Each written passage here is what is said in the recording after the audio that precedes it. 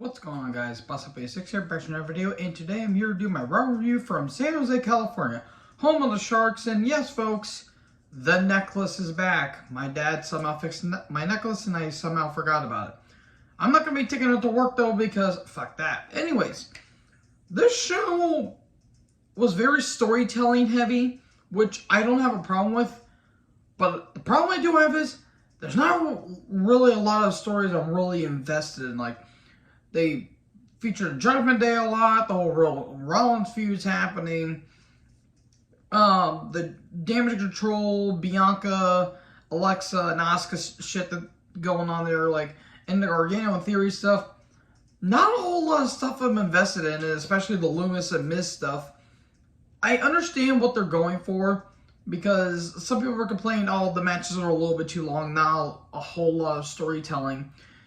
I can understand that, and they're trying to balance it out. They're really trying to balance it out, which I do appreciate. This episode was actually not bad. It was actually a pretty solid rendition of Raw, but was it kind of a bit weak in some of the departments? Yes, there was going to be some slandering, obviously. So, let me know in the comment section below what you guys thought about the show. Let's kick off right into the action with Seth Pheasant Rollins, Seth Franklin Rollins, Seth frickin' Rollins versus Bobby Lashley for the U.S. Championship. I have one thing to say about this. This was good shit. Really good shit. This is the best match that these two have had against each other.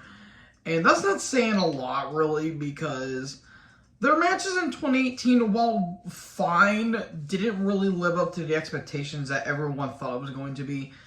But this was really good shit. Lashley is one of the biggest stars.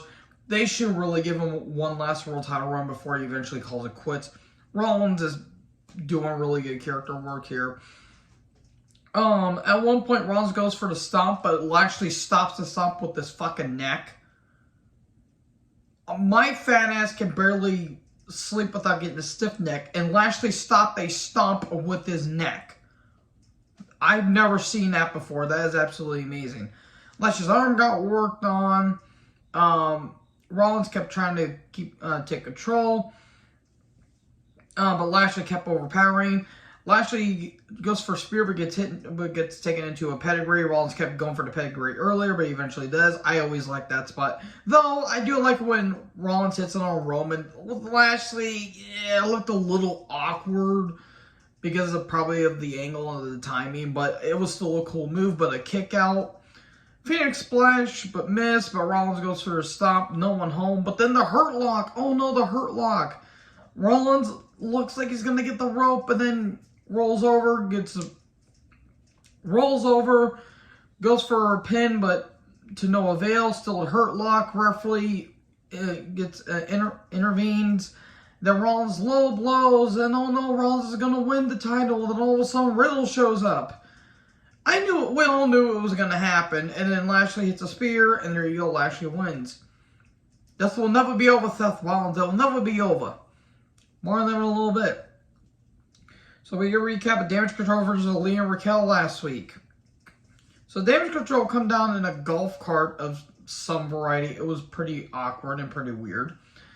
It's a celebration, and Bayley's the hometown girl. Whoa, Bayley, what are you gonna do tonight? Or whatever the fuck the UK fans were saying. I'm gonna take you home tonight. That's what it is. I apologize. It's late and I'm needing sleep. So, Bayley knocks the Sharks. I mean, who doesn't knock the Sharks? Sharks haven't been good in a long time. And,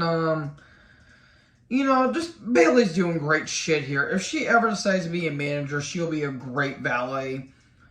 And then, Bianca, Alexa, unfortunately, and Asuka show up.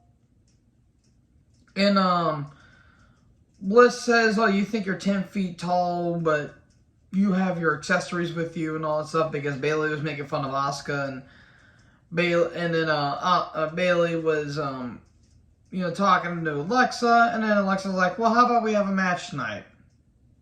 Great. And then Bayley gets punked out by her, because why wouldn't you? That's gonna be the main event tonight. Oh boy. We did a mini recap of the Owens and the Theory last week, which was great shit. Owens versus Theory. Theory gets a jump start. It wasn't bad. I just don't care about Theory. Owens, though, Owens having a time of his life right now. He's having a blast. Owens, why are you taking these dangerous bumps for our sins, is what I wrote down. Towards the end of the match, Gargano shows up, and he takes Theory's briefcase, and then that distracts Theory, and pop a powerbomb 1, 2, 3, and Owens wins. I do like how Owens says, "I'm your daddy, bitch," or something like that. That was kind of funny. And then Gargano drops the case on Theory. More on this later. Can we please have a match between these two in a personality on a pole match? Vince Russo has struck again. So we get a recap of Riddle and Rollins from last week. And then that led to Balor versus Riddle. And then Riddle's backstage, and he says that the Judgment Day are like the South Park kids gone goth, which I thought was actually kind of funny, not going to lie. And he talks about his match, him and Ray taking on Balor and Priest. Then George Kittle with the 49ers is in the crowd. Okay. I like the 49ers. I just don't know who George Kittle is. I think it sounds like it looks like he was retired or something like that, but that name kind of sounds familiar. Then a recap of Logan Paul and SmackDown. Roman deserves better, is where I wrote down. Look, I understand why people are defending it, but again, I'm going to repeat myself like I said on SmackDown. This, from a business standpoint, is terrible. From a wrestling standpoint, it may be okay, but the fact that Logan fucking Paul, of all people, is going to challenge Roman Reigns is a slap to the face of everyone that has worked their ass off in that roster. And that includes Baron fucking Corbin, of all people. Fuck that clown. Logan Paul, that is, not Baron Corbin. Baron Corbin's actually a nice guy. And I'm willing to bet that, well, since there's a lot of murders going around in Saudi Arabia, Logan Paul wouldn't be that sad if he took a little bit of photo or a little bit of pictures. Maybe he should ask where Jamal Khashoggi is. Yeah. No, I'm not letting that one down.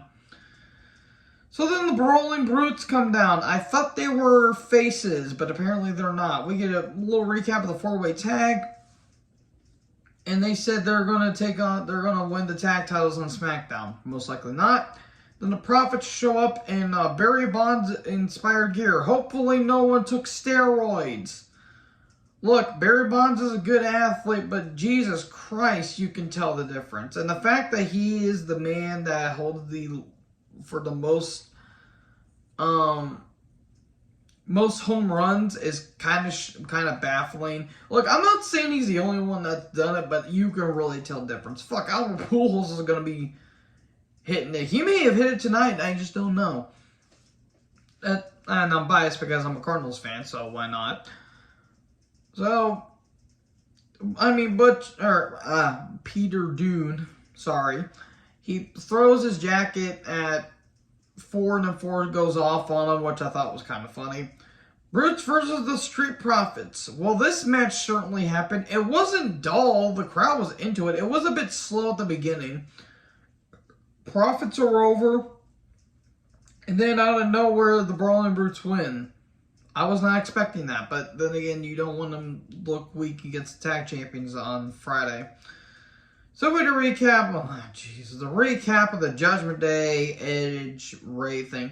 This thing has overstayed its fucking welcome. It really has. If you guys like him, more power to you. But they're treating like, oh, Edge built this up for months and months and months. It's only been about 8 weeks, and then they turned on him. Like, Edge trying to destroy Judgment Day has gone longer than Edge has been in Judgment Day. Like, it's so retarded. And this whole stuff, look, I understand what they're trying to do with Dominic.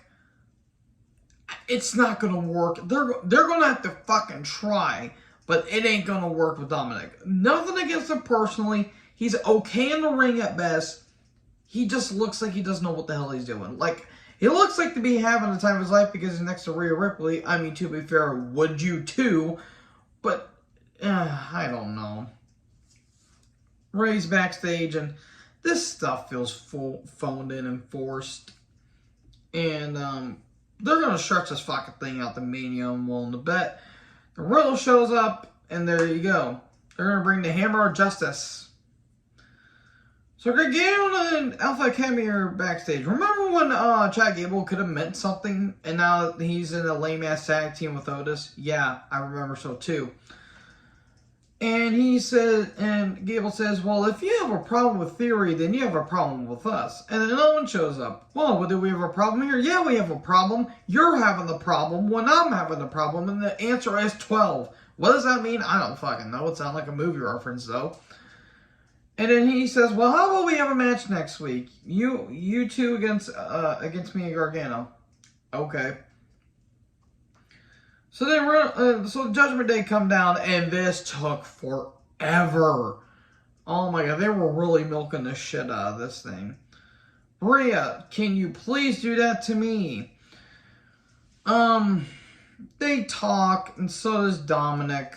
I didn't give 10 shits about this. Riddle and Ray versus Balor and Priest. Okay, a match that certainly existed. It got really, really, really messy towards the end, where Balor gets hit with the 619, and then Rhea distracts. Well, to be fair, would you be distracted by her too? Then all of a sudden Rollins shows up and attacks Riddle, gets a chair. Ray is literally 2 inches away from him. He grabs the chair. He goes to hit Rollins, but Rollins runs into the crowd. And then Dominic is behind him. And Dominic says, oh, just hit me, hit me. Ray doesn't want to. And then he gets in the ring, and then he gets hit with the choke slam and the coup de grace 1, 2, 3. It got really fucking messy towards the end. And then, there you go, Judgment Day win. And no one cared.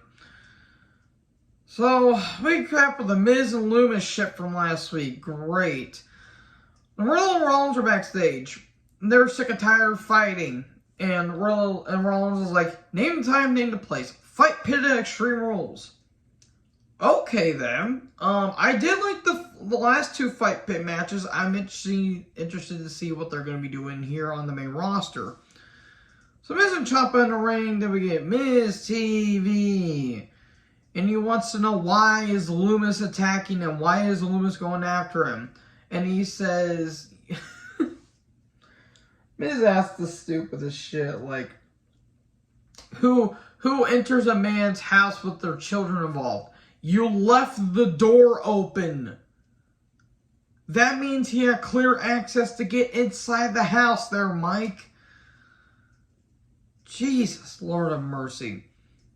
And, look, they're trying, they really are, but this is this was unintentionally hilariously bad.